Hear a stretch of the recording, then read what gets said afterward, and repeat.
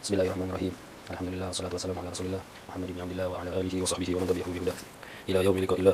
Wa la haula wa la quwwata illa billah. Nawaitu ta'alluma wa ta'lim wa tadhakkura wa tadhkira wa nafa'a wal intifa' wal ifada wal istifada wal hadara tabassum bi kitabillah wa sunnati Rasulillah wa du'a ila al-huda wa dalalata 'ala al-khair. Ittiba' wajhillah wa qurbillah wa thawabillah subhanahu wa ta'ala. Ayo, menikah, kita baca. Bismillahirrahmanirrahim. Wa ala qatil nafsi al-muharramati amdan aw khata'an aw shibha amdin kafaratu. Walau kana al-qatilu sabiyan aw majnunan wa yaqiqu al-waliyu anhuma min malihima. Wal kafaratu itu quraqabatin mu'minatin salimatin min al-umuri al-mudirati ay al-mukhillati bil amali wal kasabi. Fa in lam yajidha fasyamu shahrayn bi hilali mutatabi'ain bi niyyati kafaratin. Wa la yustaratu niyyatu tatabu'in fil asahi. Wa ala qatilin nafsi. Qala al-mu'allif fi kitabih Fathul Qarib nafa'ana Allahu bihi wa bi ulumihi fid dharain amin. Ila an qala wa ala qatilin nafsi, dan wa ala qatilin nafsi, dan atas atau bagi qatilin nafsi, orang yang membunuh jiwa. Ini kasus pembunuhan. Al-muharramati, jiwa yang muharramah, yang diharamkan untuk dibunuh, yang haram dibunuh. Maksudnya yang dihormati oleh Islam, yang dijaga darahnya oleh Islam, maksum. Terus baca, takut beda di sini. Amdan aw khata'an. Amdan, baik sengaja, au khotoan, atau khoto, au shibaha amadin amdin, atau shibi amad. Terus Kafaratun. kafaratun, jadi mubtada.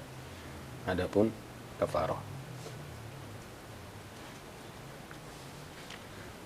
walau kana, walaupun ada, al-qatilu, si pembunuh, sobiyan, itu anak kecil, au majnunan, atau orang gila atau gila. Ya. Jadi ini membahas kafarah dalam kasus pembunuhan. Katanya, kalau ada orang membunuh orang lain, maka selain kena kisos atau selain kena diyah, kemarin yang sudah kita bahas, dia juga dikenakan kafarah. Jadi nggak cukup kisos atau nggak cukup diyah ya, dia juga kena kafarah.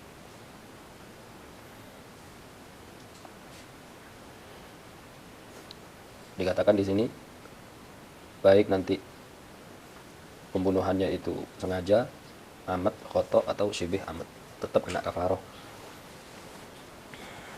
Bahkan kalau seandainya si pembunuh itu anak kecil atau gila, tetap kena kafarah. Begitu. Kafarahnya berapa? Apa itu kafarah? Kafarah itu harus bayar denda ya. Denda yang mana denda ini sudah ditentukan oleh syariat. Gitu. Jadi hampir kayak diyah gitu. Cuma ini tambahan ya. Jadi orang yang membunuh itu kena kisos kalau sengaja. Kalau dimaafkan nanti kena diyah, ditambah lagi kena kafarah. Bukan kena bayar kafarah begitu. Fayatiku, maka ya ini masalah kafarahnya. Jadi nanti kafarahnya itu memerdekakan budak. Terus nanti kalau nggak mampu puasa 2 bulan. Terus nanti kalau masih nggak mampu, ngasih makan kepada orang miskin. Itu kafarahnya. Dikatakan di Bajuri, baik dia membunuhnya itu langsung, si pelaku langsung dia membunuh. Misalnya Z membunuh Amr. Ya, maka Z ini nanti wajib bayar kafarah. Baik si Z ini mubasyarah berarti dia membunuh langsung, menikam, memukul sampai mati itu Amr, kena kafarah Z ini. Atau si Z ini hanya menjadi penyebab. Ya. Si Z ini menjadi penyebab terbunuhnya Amr. Misalnya si Z ini melakukan saksi palsu di hadapan hakim. Ya hakim, ini Amr ini memang dia telah melakukan pembunuhan, padahal enggak. Maka si Z ini saksi palsu. Nanti ketika Amr dibunuh oleh hakim, maka si Z juga kena kafarah.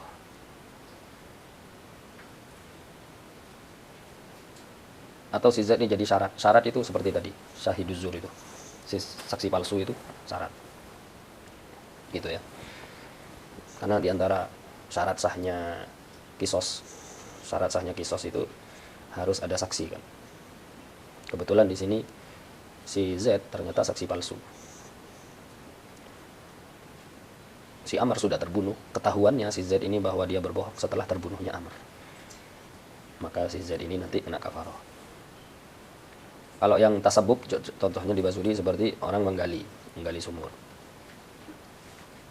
Ngawur, udwanan ngawur. Ya. Si Z gali sumur di tengah jalan. Gitu. Ada orang nyemplung ke situ, mati. Ya kena dia, karena dia tak sebabnya, dia menjadi penyebab matinya orang itu. Maka dia kena kafaroh. Si Z membunuh dirinya sendiri, bunuh diri, kena kafaroh. Gitu. Bunuh diri kena kafaroh. Jadi apa kalau orangnya sudah mati? Ya nanti pembayarannya diambil dari tirkahnya. Dari tirkahnya dia. Jadi kalau ada orang bunuh diri, itu kalau punya warisan, harta warisannya jangan dibagi dulu, tapi bayarkan kafaroh. Si tuan membunuh budak, sama kena kafaroh. Gitu ya. Kena kafaroh. Menyeluruh kafaroh ini.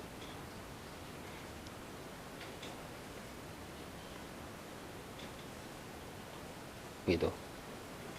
Keroyokan, orang kalau keroyokan ada 5 orang membunuh Z misalnya, Z atau membunuh Amr ya.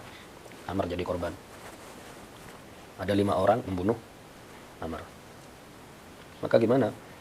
Setiap 1 orang wajib kena kafaroh. Dan kafarohnya nggak bisa dibagi kayak kemarin. Nggak ada pembagian. Wajib kena kafaroh sudah. Setiap 1 orang kena kafaroh. Berapa kafarohnya? Ya nanti ini. Kafarohnya kan urut ini. Gitu ya. Dan tidak ada bedanya ini. Baik dia laki, perempuan, huntha, mau muslim, mau kafir, nggak ada bedanya, sama semuanya kena kafaroh. Maksudnya korbannya itu, ya korban sama pelaku sama, kecuali kalau si korban itu kafir harbi. Sudah dibahas itu ya. Kalau korbannya itu kafir harbi, ya nggak ada kafaroh. Karena apa? Karena kafir harbi itu tidak muharramah kan, nggak maksum.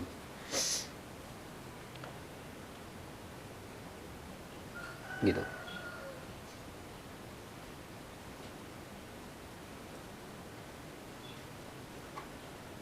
Kalau si pelakunya kafir harbi, ya gak kena kafaroh. Kafir harbi gak kena kafaroh. Mau jadi pelaku, mau jadi korban, gak kena kafaroh. Tapi ketika kafir harbi nanti jadi pelaku, ya diperangi, bunuh aja sudah.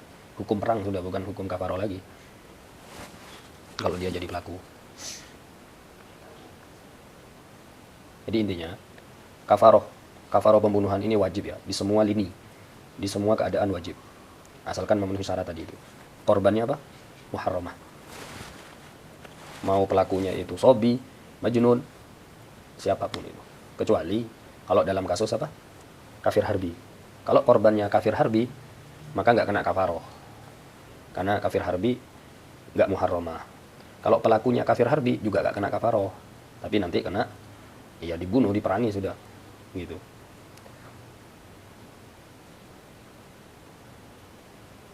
Mafhum ya? Bahkan bunuh diri tadi juga kena kafaroh. Al-guju ya. Al-jallat. Eksekutor gitu kalau bahasa kita, eksekutor. Ada 1 orang divonis sama hakim. Di pengadilan divonis, dihukum mati. Nanti yang membunuh itu namanya al-guju, al-jallat, eksekutor. Kalau di negara kita ditembak. Nah, yang menembak itu namanya al-guju, al-jallat. Yang diperintahkan. Jadi dia hanya bertugas. Dia hanya menjalankan tugas. Nah, dikatakan untuk al-guju ini sebetulnya nggak ada masalah, karena dia hanya jalanin tugas aja. Nggak ada masalah dalam kasus al-guju. Tapi ada satu permasalahan nanti masalah al-gojo ini apabila satu, si imam atau si pemerintah, si penguasa tadi yang nyuruh dia zalim. Maksudnya zalim, bunuh itu, Amr itu zalim, bukan karena sidang yang benar, bukan karena pengadilan yang benar. Itu satu. Si imam zalim. Memang kayak Hajjaj bin Yusuf banyak membunuh orang zulman ya, zalim, tanpa sebab yang dibenarkan oleh syariat. Itu satu. Yang kedua, ketika si Al-Gojo ini tahu, aliman bil hal, si Al-Gojo ini tahu bahwa ini perintah zalim ini, nggak dibenarkan oleh syariat, kok masih tetap membunuh itu si Al-Gojo, maka si Al-Gojonya kena kafaroh. Gitu. Gitu ya ulat ya. Sekarang terus si imamnya siapa yang zalim ini? Maka dalam kasus ini katanya bagi si imam nggak wajib kena kafaroh, cuma dia kena dosa saja. Kena dosa apabila si Al-Gojo ini nggak gentar, nggak takut terhadap kekuatannya imam. Kalau si Al-Gojo ini takut, berarti nanti hukumnya seperti mukroh, seperti orang yang dipaksa. Dalam artian si Al-Gojo nanti nggak kena apa-apa, maka murni imam nanti yang kena kafaroh dan lain-lain. Di bajurinya aja ada. Di sini juga dibahas terkait tentang pembunuhan pakai sihir. Al-qatlu bil hal. Al-qatlu bil hal. Bisa sihir, pokoknya dengan keadaan lah. Bukan dengan sentuhan ya. Bil hal itu maksudnya bukan dengan sentuhan fisik. Bil hal. Gitu. Ya ini paling pasnya pakai sihir. Maka dikatakan pembunuhan pakai sihir seperti santet mungkin kalau bahasa kita itu gak ada kafaroh. Khilaf ulama. Tapi pendapat yang as-shawab annahu la yuqtal bihi. Kasahir katanya. Pendapat yang muktamad, yang shawab, enggak kena kafaroh. Begitu juga enggak kena kafaroh apabila pembunuhan itu disebabkan karena doa. Ya. Zaid mendoakan Amr. Kemudian Masya Allah karena mungkin Zaid ini waliullah, diijabah doanya oleh Allah. Enggak kena kafaroh karena enggak ada sentuhan fisik. Dan ini pernah terjadi di kasusnya Mutarrif bin Abdullah bin Sikhir. Dulu ada seorang tabi'in namanya Mutarrif bin Abdullah. Beliau itu pernah cekcok sama bainahu wa baina rajul kalam katanya. Ada cekcok antara dengan seseorang. Sampai beliau itu doa, ya Allah, apabila orang itu berbohong, maka bunuhlah dia ya Allah. Gak lama ternyata mati.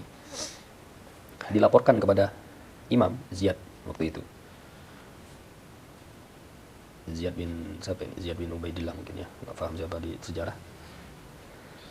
Mau dihukum, mau dikafaroh, mau dihukum pembunuhan. Kemudian Sidina Mutarrif bilang, enggak ya hakim, ana nggak membunuh dia, ana cuma doa, kebetulan doanya ada dikabulkan oleh Allah. Sama juga seperti membunuh dengan ain. Rasulullah bilang innal aina hakun. Ain, mata ya.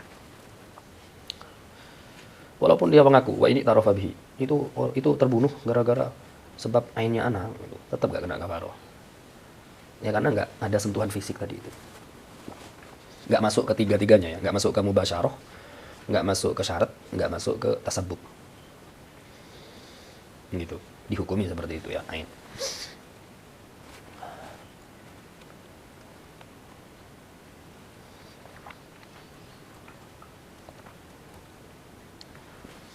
Memang murni ya, ketika orang-orang mati seperti semacam ini, enggaknya fikih itu maunya yang jelas, ya kan. Fikih itu udah mau yang kayak gini-gini tidak ada. Ya. Kalau tasawuf ya, kalau fikih jelas, harus jelas. Membunuh langsung atau jadi sebab matinya dia kayak gali sumur tadi, atau jadi syarat sahnya dia seperti jadi saksi palsu. Nah, itu fikih. Tapi kalau karena karomah atau dan lain-lain, ain, sihir, itu nggak masuk ke fikih. Nggak kena kafaroh ya. Ada tambahan? Ain ya, ain itu Rasulullah bilang Ain itu kekuatan mata itu ada dan itu bisa membunuh ya. Kekuatan mata itu ada. Sampai dikatakan kekuatan mata itu si pemilik mata nggak sadar, nggak tahu, nggak ada yang tahu. Dan biasanya mata ini kekuatannya disebabkan dua, salah satu dari dua. Kalau nggak dengki atau takjub yang berlebihan. Itu. Hanya hati-hati. Ya. Kalau kita dilihat sama orang yang benci, dengki, benci ke kita harus banyak doa. Karena pandangannya dia pandangan yang dipenuhi dengan syaitan. Ada ain, takutnya ada ain. Atau kita dipandang oleh mata, oleh seseorang yang sedang takjub kepada kita. Maka itu pun juga hati-hati. Sedang membanggakan kita, sedang memuji-muji kita, hati-hati. Takutnya di situ ada ain. Jalannya ain itu dua, dengki sama takjub. Makanya dulu di zaman Sayyidina Umar bin Khattab, orang-orang model kayak gini di penjara, nggak boleh ketemu sama orang. Wallahu a'lam ya, kok bisa ketahuan dulu, mungkin ada petugasnya mungkin di zaman Sayyidina Umar. Sama seperti orang yang kena penyakit lepra, penyakit yang nular-nular. Kalau di zaman Sayyidina Umar di penjara, maksudnya di penjara dikasih tempat khusus gitu ya, bukan disiksa, dikasih tempat khusus, mungkin kayak asrama atau gimana, supaya tidak nular pada yang lain. Dan nanti ya dikasih fasilitas. Makanya kalau kita punya anak kecil atau punya kendaraan atau punya rumah atau apapun, kemudian kita melihat atau kita dilihat, sering-sering ucapkan ini. Bismillah, masya Allah, la hawla wa la quwata illa billah, Allahumma barik fih, wa la tadurruh, wa la tadurruh. Hasantuka bil hayyil qayyum, alladzi la yamutu abada, wa dafatu ankasu bi alfi alfi la hawla wa la quwata illa billahil aliyyil azim. Baca doa itu. Ketika kita salipan, ketika kita berjumpa dengan orang yang takjub, oh masya Allah itu ganteng ya, itu alim itu, masya Allah, jangan seneng, langsung Bismillah, masya Allah, la haula wa la quwata illa billah, baca doa ini, gitu. Atau ketika kita punya anak kita dipuji sama orang, lucu ya, masya Allah ya, langsung baca doa ini. Takutnya matanya dia punya hak, punya ain, punya kekuatan ain tadi. Masya Allah ya, rumahnya ente itu besar, sukses itu sekarang ya kerjanya ente. Jangan malah senang. Bahkan dikatakan di Bajuri, seandainya kalau kita bercermin dan kita ngelihat di cermin, ganteng anak ya, tambah putih anak sekarang. Hati-hati, ente muji diri ente, takjub pada diri ente sendiri. Jangan-jangan itu ada ain, gosong ente keesokannya, mati ente nanti. Makanya kalau bercermin itu, ya baca doa. Tuh ketika ada seorang ulama, muridnya tambah terus, nambah banyak, jangan bangga, doa di situ. Gitu. Punya majelis besar, tambah terus, dipuji-puji sama orang, hati-hati. Orang tua, anaknya sukses, anaknya manut, anaknya nurut, berbanyak doa. Gitu, jangan cuma seneng muji-muji. Baik dirinya yang muji atau orang lain yang muji, hati-hati. Gitu, itu masalah ain ya. Kemudian dikatakan kafaroh. Kafaroh itu cuma ada di pembunuhan ya. Dalam kasus darah lah maksudnya. Dalam kasus darah itu hanya ada kafaratul qatl. Adapun kafaroh qat'ut taraf sama juruh enggak ada. Jadi kafaroh itu macam-macam ya. Ada kafaratul qatl, ada kafaratul yamin, ada kafaratus saum. Tapi kalau kafaratul dam yang berurusan dengan darah itu hanya fil qatl faqat. Qat'ut taraf sama juruh enggak ada. Paham ya? Wa ala qatilin nafsi, dan wajib bagi orang yang membunuh orang lain, jiwa, al-muharramati, yang mana jiwa tersebut diharamkan untuk dibunuh. Nah, berarti maksum. Berbeda kalau nggak diharamkan, boleh dibunuh. Ada beberapa orang yang boleh dibunuh, nggak muharramah, boleh dibunuh. Contoh seperti apa? Seperti pemberontak ya. Seperti begal. Ketika kita dibegal sama orang, lalu kita terancam nyawa kita, boleh kita melawan dia, bahkan membunuh dia. Nanti ada di bab ya, di bab daf'us so'il itu ada nanti. Murtad dalam Islam boleh dibunuh. Tentu nanti yang bunuh bukan kita, hakim dengan cara-caranya nanti disuruh tobat dulu dan lain-lain.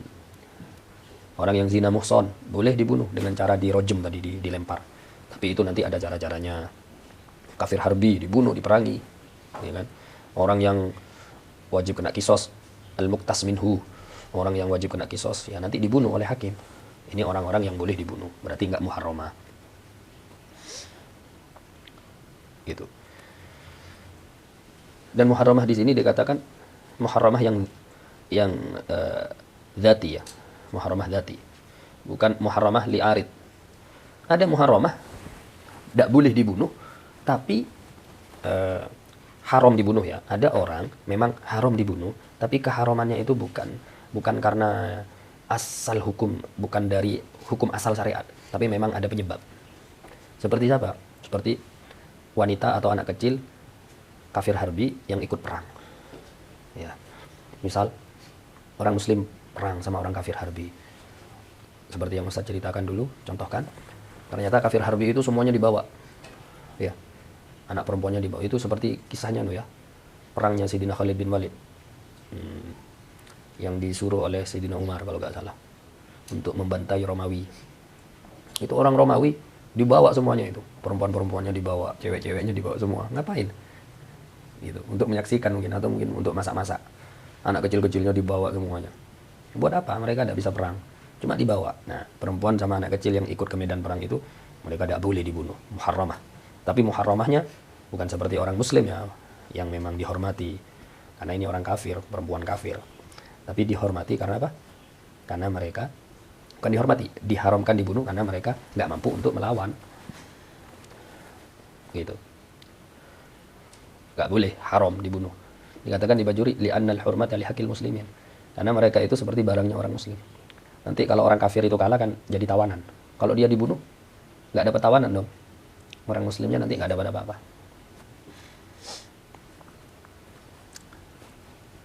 Paham ya? Berarti siapa jiwa yang haram dibunuh itu siapa saja? Yang haram dibunuh ya tentu orang muslim. Kemudian kafir dhimmi, kafir musta'man, kafir mu'ahad. Kemudian al-janin, seperti pembahasan yang kemarin itu, yang maksum itu. La ilaha illallah. Kemudian dikatakan juga di Bajuri ada permasalahan ini. Misalnya ada dua orang wanita hamil, tabrakan, kebentur ya. Dua-duanya ini sama-sama hamil, tabrakan sama-sama mati. Berarti yang mati ini ada 4 kan? Ada 4 orang. Dua ibu yang sedang hamil, kemudian 2 bayi yang ada di kandungan ibu ini, yang ada di kandungan ibu. 4 berarti. Maka dikatakan di Bajuri, setiap dari satu wanita ini nanti kena kafarohnya 4 kali. Misal kalau kafarohnya nanti mentok di puasa, kan 2 bulan. Syahro ini mutatabi'ah ini, kali 4. Berarti nanti berapa? 8 bulan. Tapi karena puasa itu nggak bisa diwakilkan. Nggak bisa diwariskan ya. Mungkin contohnya jangan puasa. Apa? Ini kan ceritanya sudah mati, ibunya sudah mati. Ngasih makan orang. Nanti dikali 4 gitu.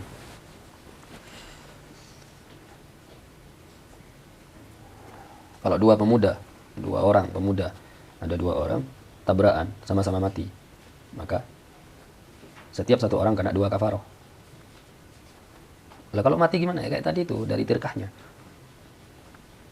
Paham ya? Gampang kafaroh ini, tinggal antum baca aja di Bajuri begitu. Baik itu nanti amdan, sengaja, atau khoto, atau syibi amat, tetap kena kafaroh. Cuma nanti bedanya, kalau dalam kasus pembunuhan yang khoto, boleh dicicil. Nggak harus kontan, boleh ala tarohi. Wajib di sini, wajib ala tarohi. Ya boleh dicicil begitu. Nggak harus kontan kalau khoto. Tapi kalau amat sama syibi amat itu wajib alal fur. Dikatakan kenapa kok alal fur? Tadaruka lil ithim. Biar menyusul terhadap dosa-dosanya. Wis dosanya banyak, ya kan, membunuh orang, ditambah lagi kafaro, biar cepat selesai sudah. Biar nggak terlalu bebannya, biar nggak terlalu banyak. Ini bahasanya saja ya, aslinya ya. Supaya gitu. Sama seperti inti punya utang 100 juta. Inti nggak punya harta kecuali punya rumah ini. Rumah ini kalau dijual 70 juta. Terus si nagih itu bilang, jual aja ini, kasih anak kasihan sama inti. Kasihan. Inti nanti kalau tambah lama, tambah nggak bisa bayar. Lebih baik jual aja rumahnya inti ini. Tadarukan lil ithim.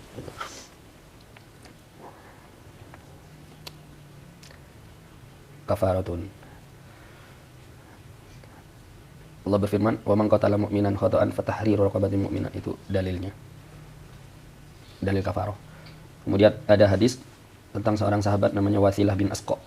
Datang kepada Rasulullah, bilang, "Ya Rasulullah, anak punya teman, dia membunuh ya Rasulullah." Membunuh dia ya Rasulullah. Melakukan pembunuhan, mungkin tidak sengaja ya. Nanti lihat di hadisnya.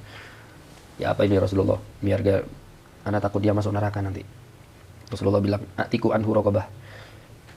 Merdekakan untuk dia budak. Ya kan? Dengan cara seperti itu Allah akan memerdekakan dia dari api neraka. Rawahu Abu Dawud dan disahihkan oleh Imam Hakim. Walau kana al-qatilu sabiyan aw majnunan. Walaupun ada siapa si pembunuh sabiyan, anak kecil atau orang gila. Berbeda dengan kisos. Kalau kisos, jadi begini, anak kecil sama orang gila ya. Anak kecil kalau kisos enggak kena. Anak kecil sama orang gila nggak kena kalau kisos. Karena waktu itu kita sudah belajar kisos, syaratnya kisos, orang kena kisos harus mukallaf. Harus mukallaf. Kecil nggak mukallaf. Dia kena anak kecil. Kafaroh kena. Kenapa? Karena dia sama kafaroh ini mimbabi doman. Mutlaf kan? Gitu.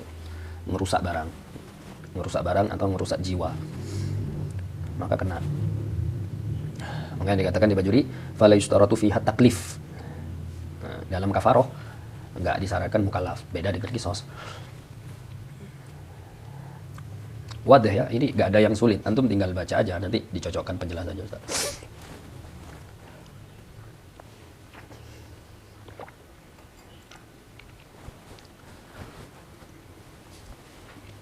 Kemudian di Bajuri dikatakan kalau ada anak kecil belum tamyiz. Anak kecil belum tamyiz, umur 3-4 tahun gitu. Membunuh orang lain. Dikasih pistol. Membunuh itu membunuh itu orang itu. Dor itu. Disuruh sama orang, anak kecil bocil ini. Maka gimana? Yang kena kafaroh yang nyuruh. Anak kecil yang enggak kena. Kalau dalam kasus ini. Ya. Makanya begitu ya. Jadi nanti dibagi kalau anak kecil atau orang gila tadi itu. Kalau memang dia melakukan karena dirinya sendiri tanpa ada yang nyuruh, memang ada dirinya sendiri memang melakukan, maka nanti tidak kafaroh. Tapi kalau memang ditipu sama orang, kasusnya seperti tadi ya, seperti Al-Gojo tadi itu, disuruh sama hakim dan dia nggak tahu, dia mah dia nggak paham kalau ini ternyata si imam, si pemimpin yang nyuruh dia zalim, nggak paham. Ya apa? Orang nggak paham, orang nggak tahu, nggak ada hukum. Yang dihukum itu orang yang tahu. Gitu. Kalau nggak tahu nggak dihukum.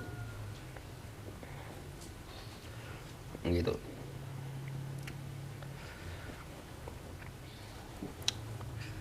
Ya khair. Bahkan walaupun budak, si pembunuh itu budak, maka wajib kena kafaroh juga. Kafarohnya apa? Kalau budak, kafarohnya nanti puasa. Kenapa kok puasa? Karena budak nggak punya harta. Sedangkan kafaroh itu kan ada 3. Nomor 1 sama nomor 2 itu harta. Nomor 1 sama nomor 3 itu harta. Pertama, memerdekakan budak. Berarti harus beli dulu baru memerdekakan harta. Nomor 3 nanti ngasih makan orang fakir miskin. Harta. Budak nggak punya harta. Hartanya budak miliknya sayyidnya. Maka kalau nanti si pembunuhnya itu budak, dia disuruh puasa saja. Kalau anak kecil maka gimana? Fayatiku, maka memerdekakan al-waliyu, siapa wali, anhuma, daripada keduanya, sobi sama majnun, min malihima, dari harta keduanya.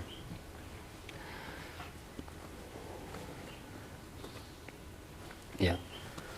Anak kecil membunuh, orang gila membunuh, kena kafaroh. Kemudian kok si anak kecil ini punya harta, punya warisan atau gimana, dapat hadiah atau orang gila ini, maka nanti si bapaknya ngambil dari hartanya si anak ini untuk bayar kafaroh. Gitu. Repot ya. Sebagian orang tua itu nggak mikir kayak gini. Hartanya anak dikipat sudah, ya. Hartanya anak digasak sudah. Kalau anaknya kebetulan masih bocil, nggak paham apa-apa, ya kan? Orang tuanya kecak, sudah wes, digas sudah. Hartanya anak dimakan. Padahal kalau Islam nggak begitu loh. Ada aturannya ya. Ya khair. Kalau misal si bapak mau menanggung sendiri tanpa pakai uang si anak, ya gak apa-apa, soha. Tapi kalau puasa gak bisa ya. Kalau puasa, wala yasum anhuma bihal katanya. Kalau anak kecilnya yang puasa, ya gak apa-apa kalau tamyiz. Kalau belum tamyiz, ya gak sah. Kalau anaknya sudah tamyiz, boleh puasa. Kalau belum tamyiz, ya gak sah. Ya apa? Ibadahnya ghairu mumayyiz, gak sah. Ya. Kemudian, ini masuk ke kafarohnya. Apa kafarohnya? Wal kafaratu itku rokobah, memerdekakan rokobah. Rokobah budak. Kenapa budak dibilang rokobah? Rokobah itu kan leher ini, leher belakang. Punuk. Kenapa budak dibilang punuk? Ini istilah ya, karena budak itu orang yang diikat ya. Budak itu terikat kepada sayyidnya. Sama seperti hewan. Hewan itu dikasih diikat, dipegang oleh sayyidnya. Makanya budak dibilang rokobah. Orang yang terikat ya budak. Itu rokobatin, memerdekakan budak. Mukminatin, yang mukminah. Budaknya harus Islam ya, harus budak perempuan ini. Budak, memerdekakan budak perempuan, mukminatin, yang mukminah. Itu syaratnya ini. Salimatin minal uyubi al-mudirrati. Salimatin, yang selamat, minal uyubi, daripada aib-aib, celah-celah, cacat, al-mudirrati, yang membahayakan.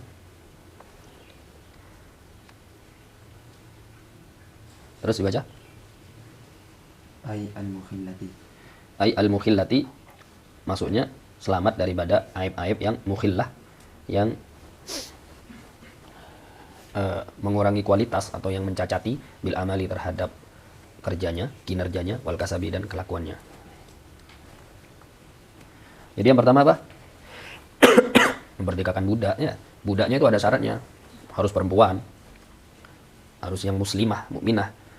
Kemudian gak ada aib, sehat walafiah. Gitu. Dan dikatakan di Bajuri, status budaknya itu harus budak yang sempurna. Gak boleh budak muba'at, budak mukatab, budak mudabbar, apa, gak ada. Harus kamilatur rik, budak yang sempurna. Kemudian khaliyatan anil iwad katanya. Gak boleh dalam kasus zihar, di bab zihar itu kan ada waktu itu. Misalnya si Z membunuh Amr, ya kan? Si Z membunuh Amr. Dia langsung kena kafaroh. Kafaroh pertama apa? Si Z ini harus mencari budak, membeli budak. Budak perempuan, mukminah, salibah minal uyub. Kemudian yang status perbudakannya ini dia itu sempurna, bukan muba'at dan lain-lain. Khaliyatin anil iwad. Si Z jangan bilang gini. Apa namanya? Ana beli ente ini soalnya ana tak jadiin kafaroh ente. Ana kena kafaroh sekarang, ana beli ente, nanti ana merdekakan ente, tapi dengan syarat ya. Dengan syarat ente nanti bayar ke ana, dijadiin budak mukatab begitu. Maka tidak boleh seperti itu. Memang harus murni dimerdekakan untuk kafaroh. Dan itu sesuai dengan Al-Quran. Fatahriru rokobatin mukminah. Rokobah mukminah. Yang selamat daripada uyub. Maksudnya sehat, nggak ada cacat sama sekali. Maksudnya yang dimaksud dengan cacat di sini idroron bayinan. Jadi cacat itu ada dua ya. Ada cacat bayin, ada ghairul bayin. Dan itu di bab zihar sudah waktu itu. Contoh di bab zihar mungkin antum masih ingat. Yang cacat yang bayin seperti halnya hilang kedua tangan. Dianggap kedua tangan hilang, ini cacat yang bayin. Atau hilang kedua kaki, bahkan hilang kedua telapak tangan, ini bayin. Berbeda dengan hilang telinga itu disebut ghairu bayin. Antum lihat lagi di bab zihar, di sana disebutkan yang bayin sama yang ghairu bayin.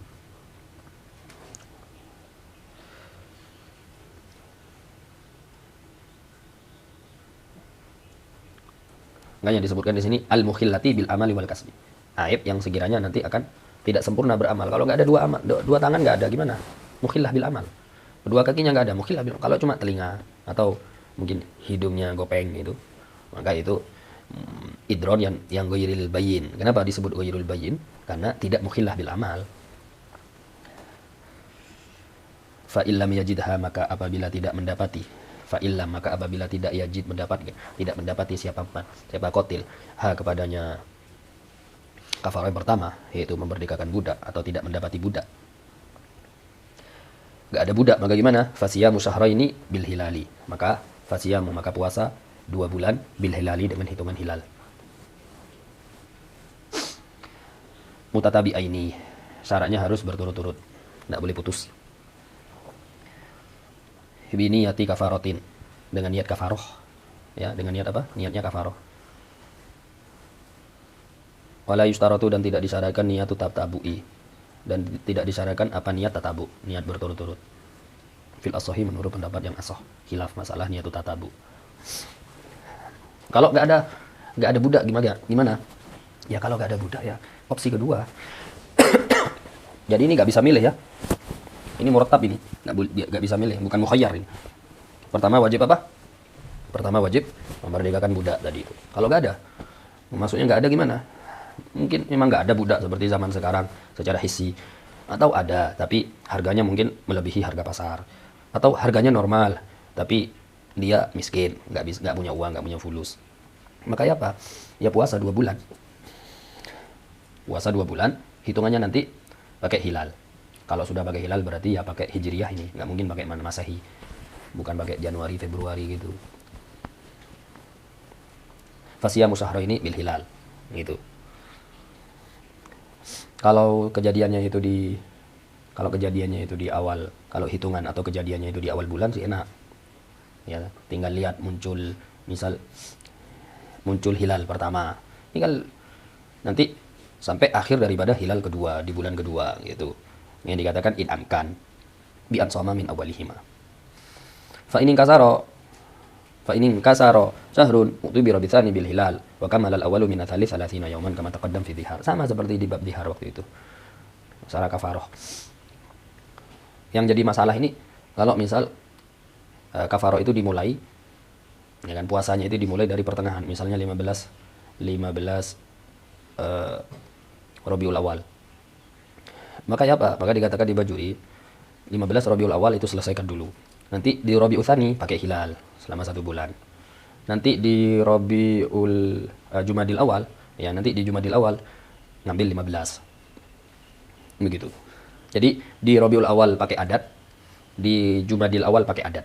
Kemudian di Rabiul Tsani bil hilal. Antum bingung, soalnya antum tidak merja mungkin di dhihar. Waktu itu di dhihar sudah. Nanti tanya ke yang paham. Syaratnya harus mutatabi'ain. Enggak boleh terputus-putus. Ya. Enggak boleh. Harus tiap hari gitu, kullu yom. Gitu.